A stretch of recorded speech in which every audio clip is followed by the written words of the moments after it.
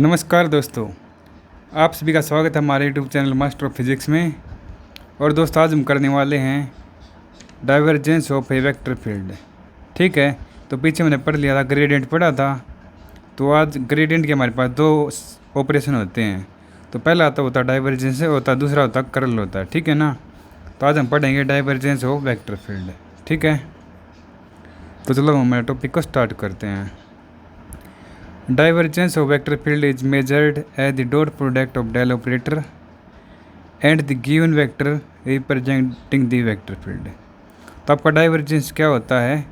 Dot product होता है del operator का और जो अपने पास वेक्टर है ना, गिवन वेक्टर उसका। ठीक है, और वेक्टर क्या करता है? रिप्रेजेंट करता है वेक्टर फील्ड को। ठीक है, तो आपका डाइवर्जेंस क्या होगा? It is the dot product of del operator and vector field representing vector. इसके लिए हमने क्या कर दिया? Consider vector field in a certain region. हमने कोई भी वेक्टर फील्ड मान लिया किसी सर्टेन रीजन में है, और उसकी वैल्यू हमारे पास क्या है? A vector into x y z, क्योंकि एक्स वाई जेड प्लेन में है ना आपका वो। The divergence of this vector a is define as.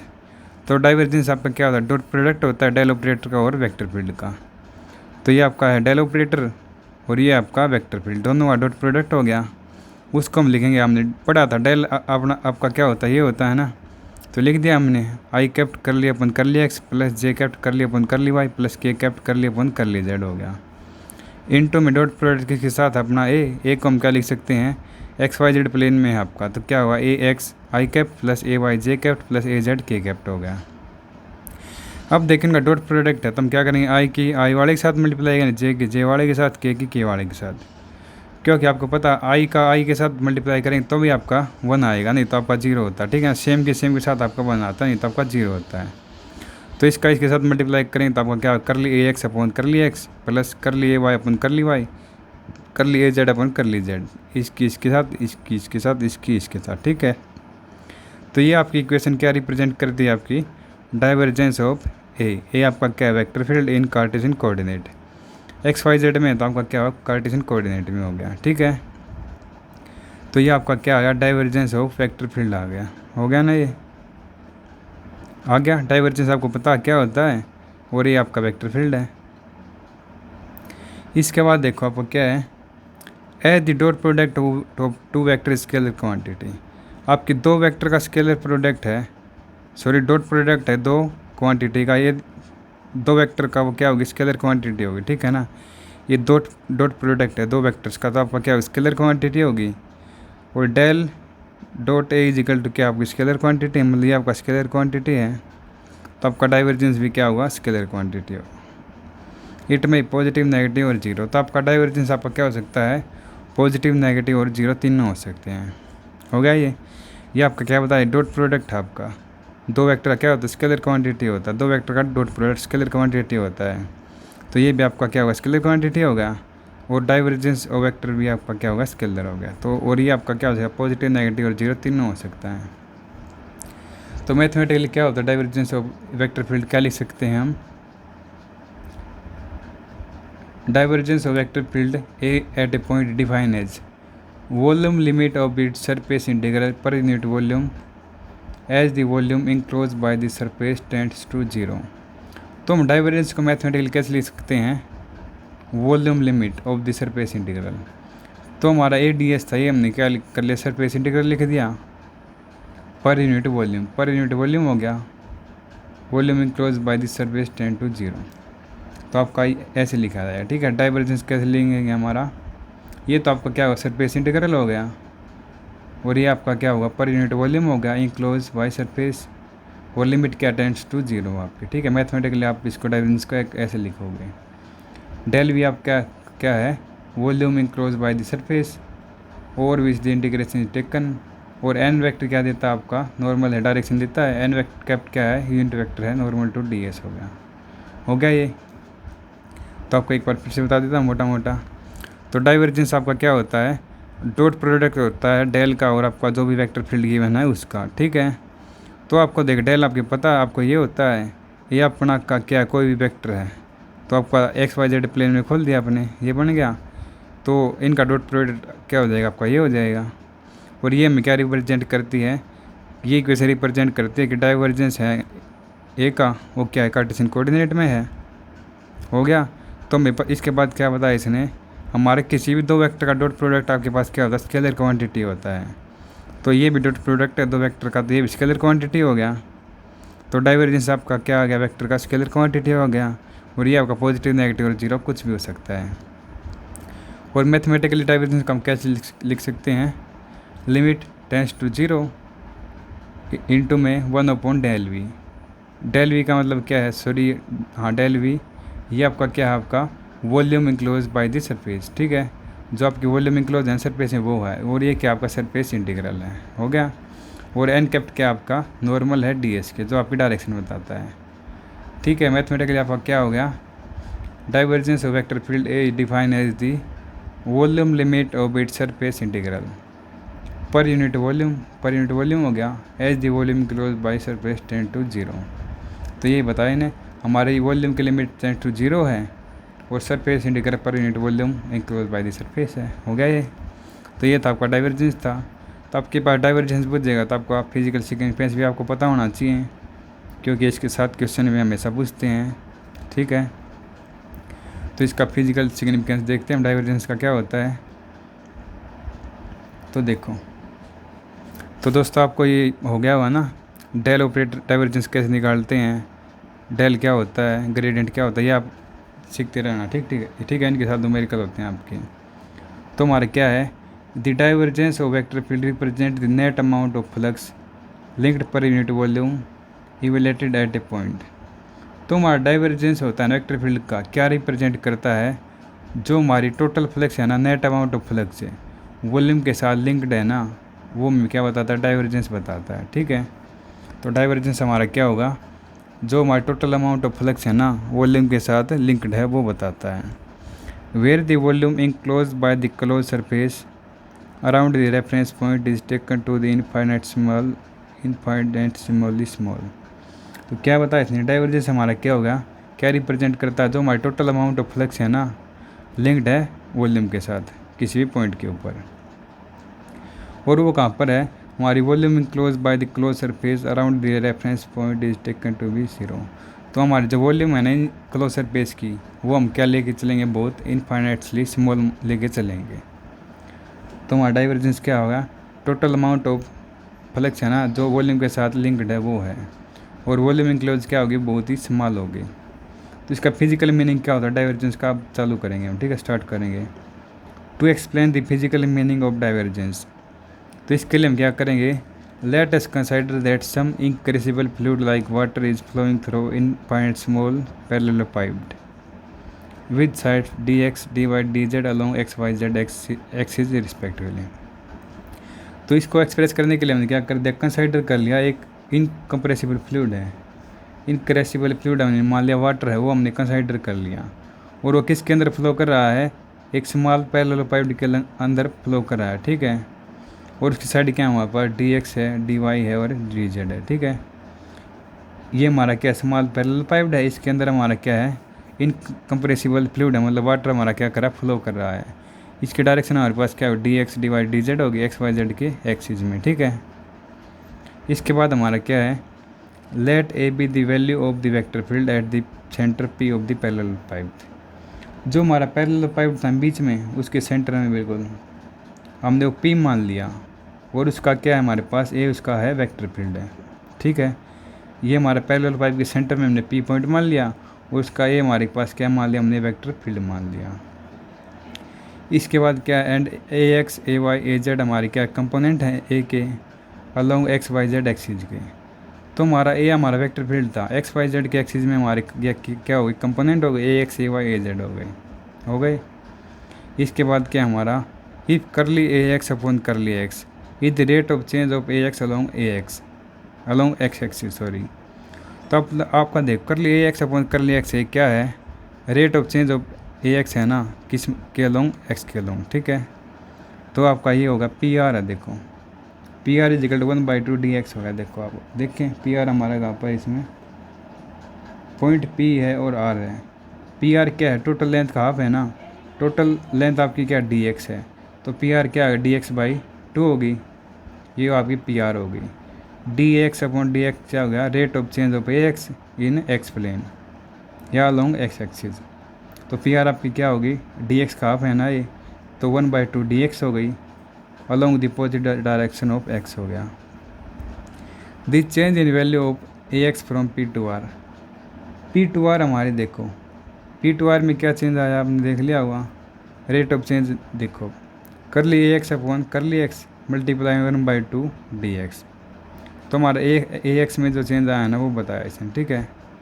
A x में हमारा क्या चेंज आया, एक्स के साथ जब हमारा मूव किया पी टू आर, ठीक है। जब पी टू आर मूव किया तो आपका ए एक्स में क्या चेंज आया, तो आपका ये आ गया, करली A x upon curly x, साथ में आपकी डिस्प्लेसमेंट है मल्टीप्लाई कर देंगे उसकी 1/2 डी एक्स की, हो गया ये। तो इसके बाद क्या है, total value of x component of A at point R. Point R के ऊपर इसकी टोटल वैल्यू कितनी हो ये बुझ रखी है, ठीक है। तो टोटल वैल्यू हमारी क्या हो गई, यहाँ तक तो आपकी क्या थी, पी थी, सॉरी ए एक्स थी, इसके बाद आपकी क्या है ये आ गई, हो गया ना। टोटल बताया इसने of A at point R, point R है, इसके ऊपर आपकी ए की वैल्यू क्या हो गई, ए एक्स प्लस 1/2 करली A x upon curly x d x. ये तो आपकी थी पी टू आर वैल्यू थी, ठीक है।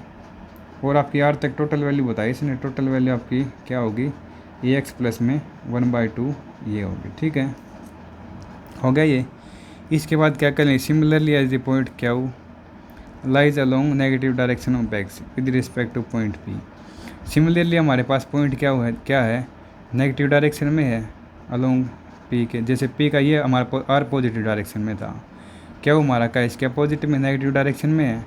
तो total value of x component of A at point क्या पॉइंट के ऊपर हमारी क्या वैल्यू हो गई, जैसे इसमें तो आपकी क्या हो गई थी, ए एक्स में ऐड हो गई थी, इसमें क्या होगी, ए एक्स में आपकी माइनस हो जाएगी, सब्ट्रैक्ट हो जाएगी, ठीक है। क्या हो गया आपकी इस पॉइंट के ऊपर तो क्या थी आपकी ए एक्स प्लस 1/2 कर ली एक्स अपॉन ये थी। अब हम क्या पॉइंट के ऊपर लें ए की वैल्यू, तो क्या आएगी अपनी ए एक्स में से माइनस हो जाएगा क्या पॉइंट के लिए, ठीक है।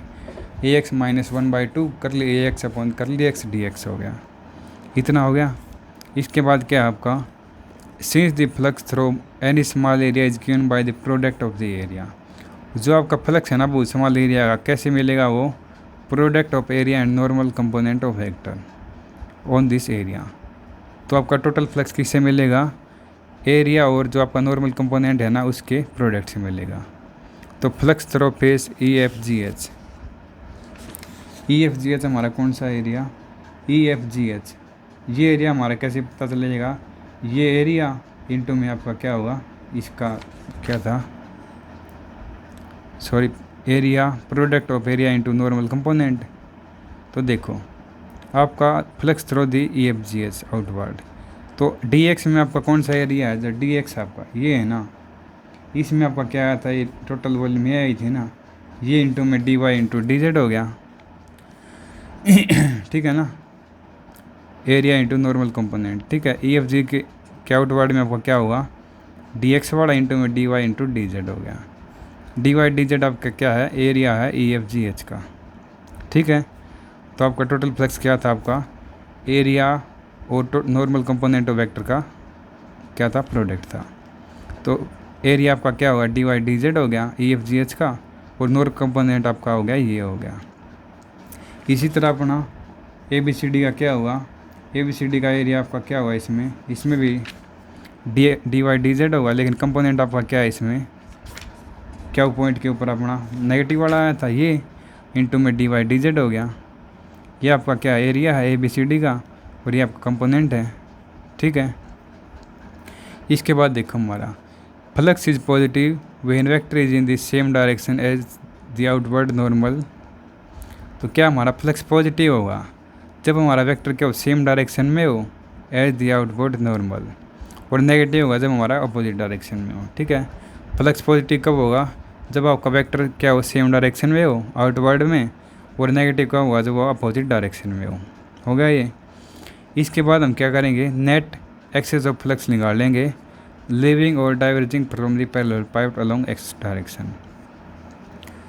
तो देखो ये हमारी क्या आ गई थी, फ्लक्स आ गई थी, ए बी सी डी में आ गया था, वो ई एफ जी एच में आ गया था।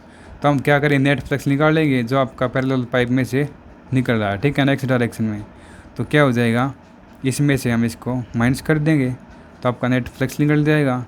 तो इसमें से कैंसिल करेंगे तो ए एक्स वाले टर्म कैंसिल हो जाएगी, क्योंकि देख A x d y d z हो गया और इसकी भी इसके साथ मल्टीप्लाई करेंगे तो आपका माइनस का या प्लस का कैंसिल हो गया। तो आपको 1/2 आपका क्या हो जाएगा, 1 हो जाएगा। Curly A x upon curly x d x d y d z हो गया। ये आपका क्या एक्स डायरेक्शन में है, वाई में होगा तो आपका क्या आ जाएगा, यहाँ पर वाई आ जाएगा, नीचे वाई आ जाएगा। और सेम इसी तरह जेड डायरेक्शन में क्या आ जाएगा, कंपोनेंट वाले पार्ट में एक्स की जगह वाई की जगह जेड आ जाएगा, ठीक है। Curly z d x d y d Z.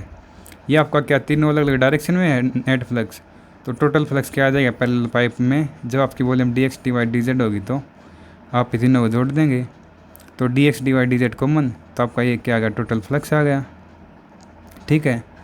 और हमारा नेट आउट फ्लो पर यूनिट वॉल्यूम क्या होता है, मतलब टोटल फ्लक्स पर यूनिट वॉल्यूम क्या लेंगे हम इसका, ये आपका ये हो गया करली ए एक्स, देखो पर यूनिट वॉल्यूम होता है, नेट आउट फ्लो पर unit volume is given by, तो ये है पर यूनिट वॉल्यूम है, तो पर यूनिट वॉल्यूम से हमारे कैंसिल हो जाएगा ना, ये इजिकल टू क्या आया अपना डाइवर्जेंस ए आया, ठीक है, ग्रेडियंट ए, ठीक है। डाइवर्जेंस ये आपका क्या रिप्रेजेंट करता है, नेट आउट फ्लो पर सेकंड पर यूनिट वॉल्यूम। तो ये आपका क्या रिप्रेजेंट करता है, जो हमारा नेट आउट फ्लो है ना पर सेकंड पर यूनिट वॉल्यूम वो है ये, ठीक है। जैसे ये था इसका हमने क्या कर दिया, नेट आउट फ्लो पर सेकंड पर यूनिट वॉल्यूम कर दिया, तो पर यूनिट वॉल्यूम से हमारे कैंसिल हो जाएगा, इस साइड हमारे ओनली ये बच गया, इजिकल टू में हमारा ग्रेडियंट ये हो गया, ये क्या नेट आउट फ्लो है पर यूनिट वॉल्यूम है, ठीक है ना। ये आपका हो गया इसका फिजिकल सिग्निफिकेंस हो गया। तो इसका फिजिकल मीनिंग हमारे पास क्या हुआ कि ये हमें क्या देता है, नेट आउटवर्ड फ्लो देता है पर सेकंड पर unit volume of this surface, ठीक है।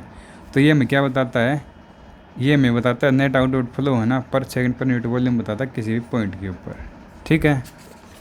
आ गया समझ में। इसके बाद देखो इसका स्पेशल केस है, ये भी करेंगे।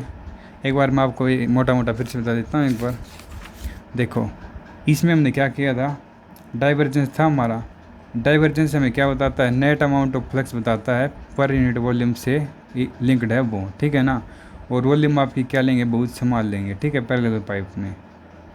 डाइवर्जेंस आपका क्या बताता है, नेट अमाउंट ऑफ फ्लो बताता है जो हमारी वॉल्यूम के साथ लिंक्ड है वो, ठीक है। इसके बाद देखो इसको हमने फिजिकल मीनिंग को एक्सप्रेस करने के लिए हम क्या करेंगे, हमने कोई भी क्या मान लिया, इनकम्प्रेसिबल फ्लूइड मान लिया, जैसे वाटर मान लिया हमने, वो क्या है पैरेलल पाइप में फ्लो कर रहा है, इनफाइनाइट स्मॉल पैरेलल पाइप। ये आपका क्या है पैरेलल पाइप है, इसमें क्या इनकम्प्रेसिबल लिक्विड है वो फ्लो कर रहा है, ठीक है। इनक्रेसिबल लिक्विड आप वाटर ले सकते हैं, ठीक है। और वो किस डायरेक्शन में है, आपके d x d y d z आपके प्लेन है पैरेलल पाइप के एक्स वाई जेड एक्सिस में। इसके बाद हमने क्या मान लिया, एक वेक्टर मान लिया ए, वेक्टर फील्ड के मान लिया ए मान लिया, और वो सेंटर है ना पैरेलल पाइप के सेंटर में, वो इसके ऊपर आपका, ठीक है ना। और ए x A y J Z आपके क्या कंपोनेंट है वेक्टर फील्ड के एक्स वाई जेड डायरेक्शन में, ठीक है। ये आपका क्या होगा, वेक्टर फील्ड है किसके पैरेलल पाइप के सेंटर में, और ए एक्स ए वाई जेड आपके क्या कंपोनेंट है इसके, ठीक है, एक्स वाई जेड एक्सिस में। इसके बाद क्या कर लिया हमने, कर ली ए एक्स अपॉन कर ली एक्स निकाला। ये आपका क्या है, rate of change of A x along x axis में, ठीक है। तो हमारा पी आर देखो, यदि हमारा यहाँ पर हमारा क्या था पॉइंट है पी था, यहाँ था आर था, पी आर तक हमारा ए की वैल्यू क्या आएगी, पी आर हमारा क्या है 1/2 डी एक्स होगा, क्योंकि टोटल आपका डी एक्स है। तो ये दूरी आपकी क्या होगी, डी एक्स बाई 2 हो गई एक्स डायरेक्शन में। तो आपका चेंज इन वैल्यू क्या आई, मतलब ए एक्स की वैल्यू क्या आई जब आपके पी टू आर गया, तो कर लिए एक्स अपॉन कर लिए एक्स, साथ में आपकी डिस्प्लेसमेंट हो गई, ठीक है। इसके बाद क्या निकाला हमने, total value of x component निकाली ए की, ठीक है ना। जब आपका पी से आर तक जाता है, सॉरी आर तक आता है, तो आपका टोटल वैल्यू क्या हुई ए की, टोटल वैल्यू क्या हुई, ये तो आपकी ए एक्स थी, प्लस में आपकी क्या आ गई, ये आ गई। तो टोटल वैल्यू आ गई एक्स कंपोनेंट की एक्स प्लस 1/2 ये आ गई, ये आपकी आर पॉइंट के ऊपर आई। यदि हम क्या पॉइंट के ऊपर लें तो आपकी क्या हो जाएगी, ये आपकी क्या ए एक्स में से माइनस हो जाएगी, तब आप क्या आएगी, क्योंकि यहाँ पर ए एक्स है ना, इतनी ए एक्स है, मतलब जान दो जैसे कर यहाँ पर ए एक्स है, इसमें ऐड करेंगे तो ये होगी, इसमें करेंगे तो हमारा क्या नेगेटिव डायरेक्शन में है आपका, तो ए एक्स माइनस ये माइनस हो जाएगा। ठीक है, इसके बाद हम टोटल फ्लक्स कैसे निकालते हैं, जो हमारा एरिया है ना और नॉर्मल कंपोनेंट का वेक्टर्स का प्रोडक्ट होता है। ठीक है, तो अपना एक फेस क्या हुआ, एक तो हमारा ई एफ जी एच हो गया, एक आपका ये हो गया, तो इसका टोटल फ्लक्स कैसे निकाल लेंगे, नेट फ्लक्स से ये एरिया इनटू में आपका क्या है कंपोनेंट है, तो कंपोनेंट हमारा क्या था ए एक्स का, एक्स कंपोनेंट में ये था, इनटू में डी वाई डी जेड क्या है अपना ई एफ जी एच का एरिया है। ठीक है, फेस का। इसी तरह आपका पर दूसरा फेस था ए बी सी डी, उसके ऊपर कंपोनेंट आपका ये था, मल्टीप्लाई में आपका क्या है ये area A B C D का। ठीक है, इसके बाद क्या बताना, फ्लक्स आपका पॉजिटिव कब होगा, जब आपका वेक्टर सेम डायरेक्शन में हो आउटवर्ड में, नेगेटिव कब होगा, जब आपका अपोजिट डायरेक्शन में हो। ठीक है, इसके बाद आपने नेट एक्सिस ऑफ फ्लक्स निकाल ली, जो आपको पैरेलल पाइप में से निकल रही है वो एक्स डायरेक्शन में, तो हम क्या करें, नेट निकालेंगे तो इसमें से हम माइनस कर देंगे, इसमें से माइनस करने के बाद आपके पास जो कैंसिल हो रहा है उसको कैंसिल कर देंगे, बाकी हमारे पास बच क्या ये, तो ये आपके पास क्या आ गया, नेट फ्लक्स आ गया एक्स डायरेक्शन में। ठीक है, इसके बाद क्या निकले, हम वाई डायरेक्शन में निकालेंगे नेट फ्लक्स, जो पैरेलल पाइप को छोड़ रहा है वो जेड का निकालेंगे। ठीक है, और क्या करेंगे, एक्स एक्सिस में तो आपका एक्स आएगा, यहाँ पर वाई प्लेन में वाई आएगा, जेड में जेड आएगा। ठीक है, अब देख लेना, ये वॉल्यूम आपकी सेम रहेगी। टोटल फ्लक्स निकालेंगे तो क्या कर लेंगे, जोड़ देंगे तीनों को, तो आपकी क्या आ गई, टोटल फ्लक्स आ गई, जो पैरेलल पाइप को वो मतलब डाइवर्ज कर रही है या लीव कर रही है। ठीक है, इसके बाद देखो आपका नेट आउटफ्लो पर सेकंड पर यूनिट वॉल्यूम क्या आया, इसको हम पर यूनिट वॉल्यूम से डिवाइड कर दें, पर unit volume per unit second से, तो आपका ये वॉल्यूम का पार्ट कैंसिल हो जाएगा।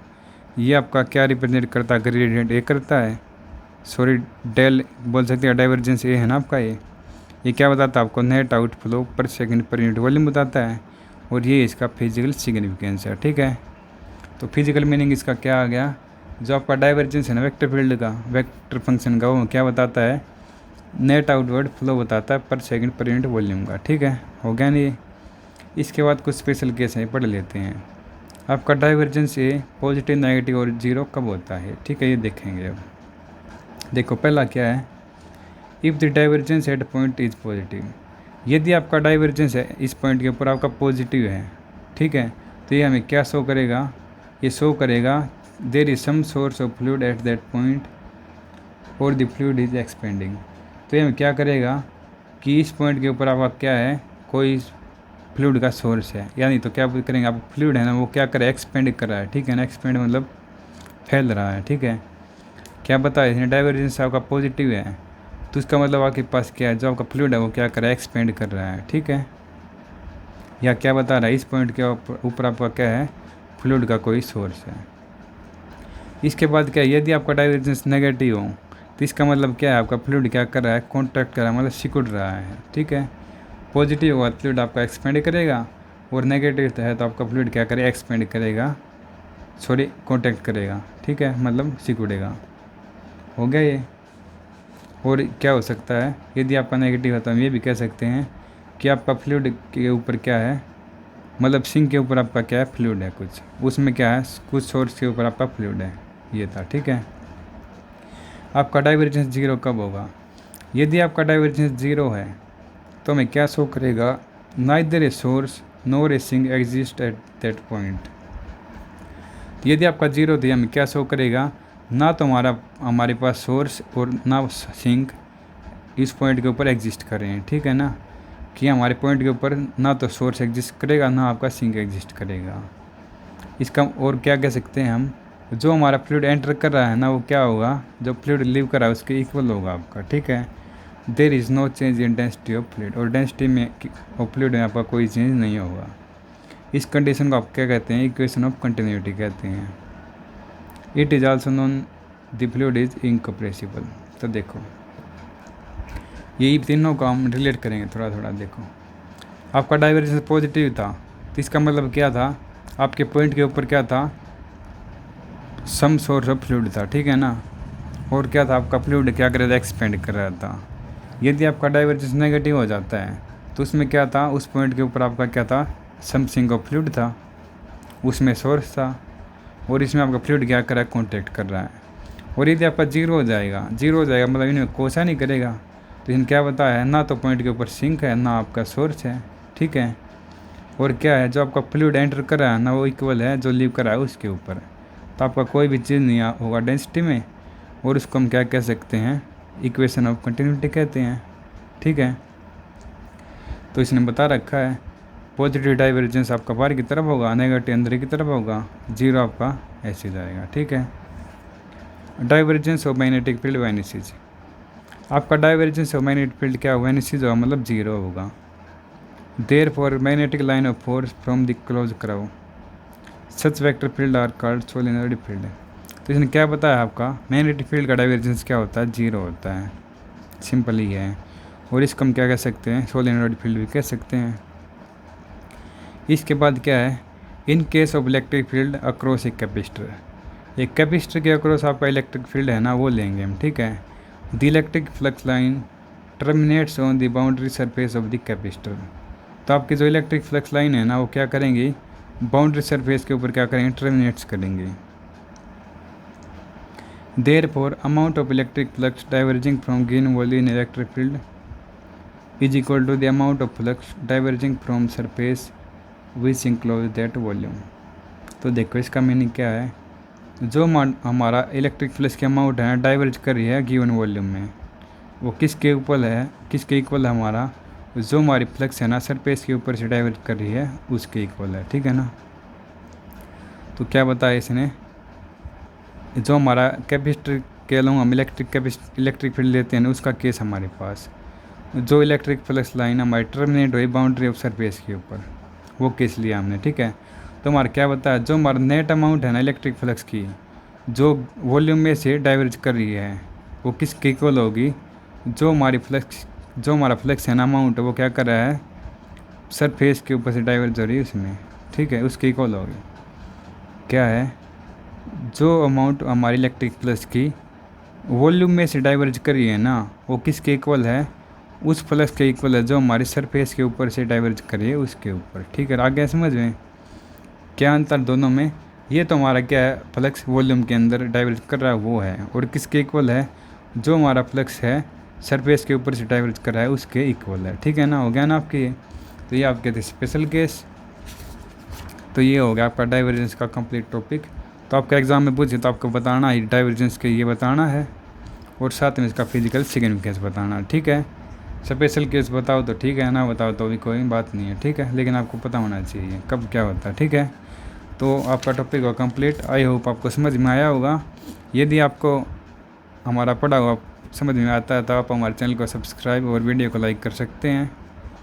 और बस इतना ही, तो मिलते हैं आपसे नेक्स्ट लेक्चर में, तब तक खुश रहिए, पढ़ते रहिए मास्टर ऑफ फिजिक्स के साथ। Thank you.